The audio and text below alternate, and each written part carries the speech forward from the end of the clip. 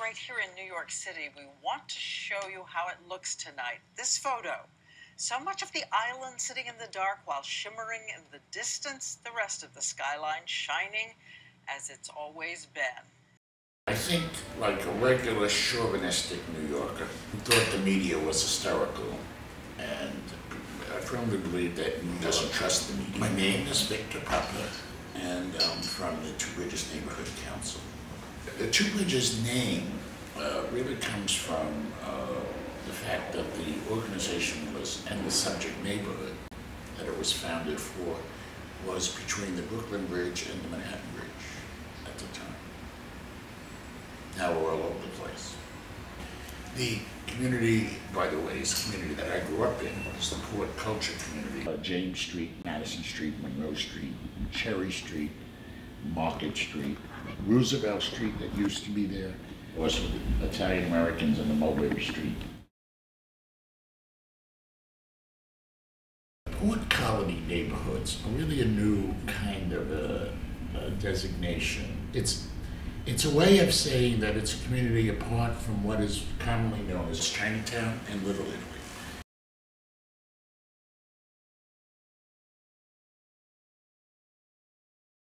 Young student types that are moving into our community, displacing some people who need housing because the way gentrification works. But all the volunteers, or most of them, were really, much for the most part, from that community.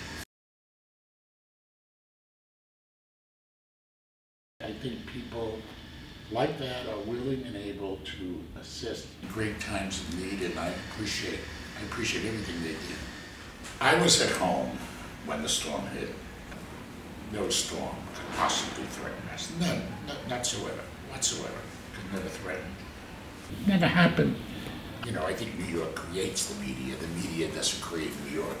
This extremely dangerous superstorm has the potential to shut down New York and other big cities up and down the East Coast. Emergency officials are scrambling to make sure preparations are in place. When the storm takes a left hook, affecting millions along the East Coast, oceans will surge, trees will come down, power will go out, portions of the coastline could be ravaged. When the lights went out, I knew that because of where I lived, we were not so close to the river, so I immediately thought of the two buildings that we are associated with.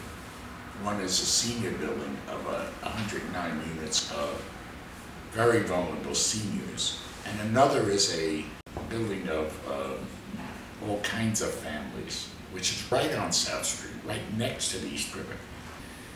Hardly believable that cars in our garage on South Street were floating. The river surged up to Cherry Street. I'm not sure people really understand the magnitude of that. It was 4 feet above on Cherry Street. Our first reaction was the concern for our seniors who live in a building that's about 11 stories, not even able to leave their apartments.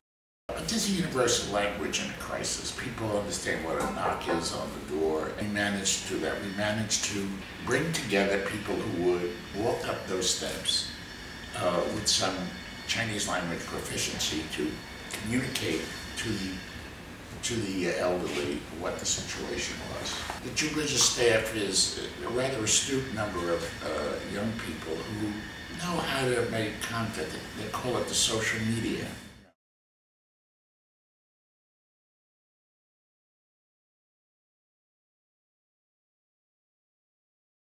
We have superintendents in our building, one of which worked 24 hours straight to have boiler rooms pumped out of water to get elevators restored. An Italian-American woman who lived in Knickerbocker Village, which is on Monroe Street, or so she thought, was on the 11th floor alone in her floor of 10 units.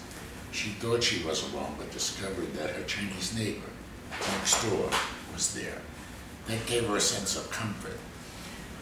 But most interesting about this was that while she stayed in her apartment, this more elderly Chinese woman left the apartment the next day and returned.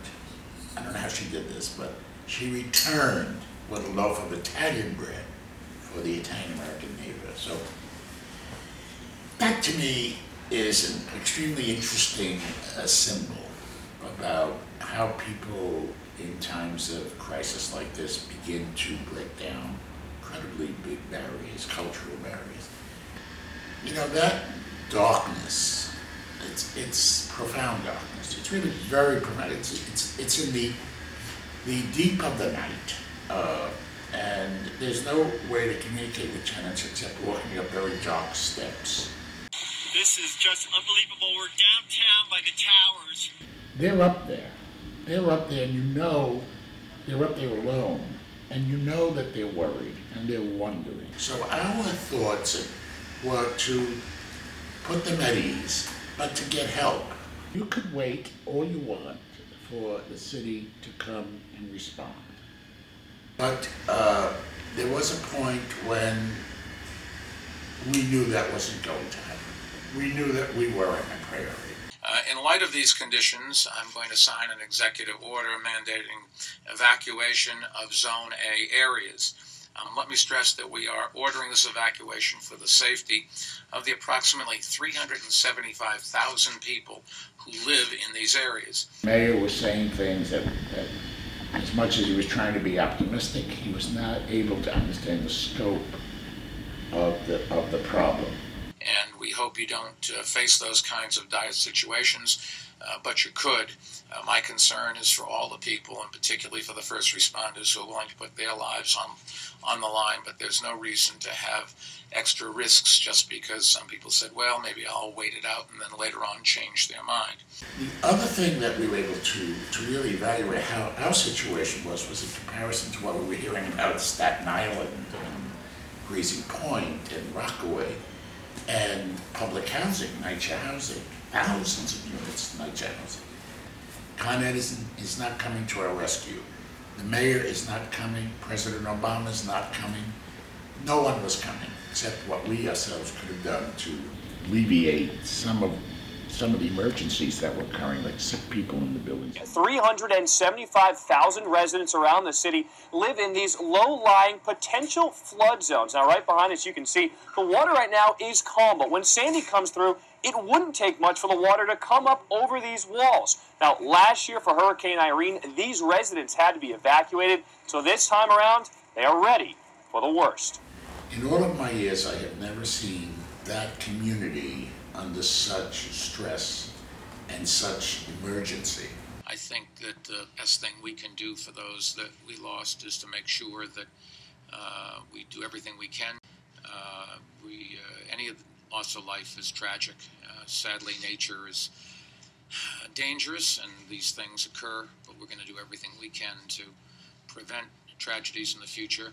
And I think the best we can do is to make sure the city recovers and comes out of this and builds a better life for those that the deceased left behind. That's the best thing we can do, and in many senses it's the only thing we can do. The way Two Bridges is going to now look at this in the future is in two ways. Maybe people will find different ways to communicate with them. What are we being told about the potential of these kinds of storms on our community? We're going to try to begin to encourage a dialogue with environmental groups and the city. The other aspect to our response is certainly going to be how to better respond to emergencies like this, because we could have been better prepared. But I think we are too complacent as New Yorkers sometimes to really believe that these things can happen. This storm can only be compared to, in terms of catastrophe, in terms of clamor, this storm can only be compared to 9/11, which had a calamitous effect on our community because of how approximate it was to the World Trade Center. The storm virtually crippled one of the wealthiest and most powerful cities in the world. For the first time since 9/11, bridges and tunnels leading in and out of the city closed. Anyone who was not affected by this storm personally, who happened to visit our community, was immediately affected by what they saw, in a human way, in a very good way. But I remember going from 38th Street to 39th Street, And I remember vividly around 41st Street, there was a porter hosing down the sidewalk and watering the plants, and life was normal up there, and they had everything they needed. Yeah, that was the surrealism of the whole episode. Down here, it is almost completely dark, but not behind me. You'll hear the generators, you see the light. That's because in the subway terminals here at South Ferry, men are at work right now, in the dark, down deep, trying to get this city, as they say, back on track. It is time to recover from Sandy.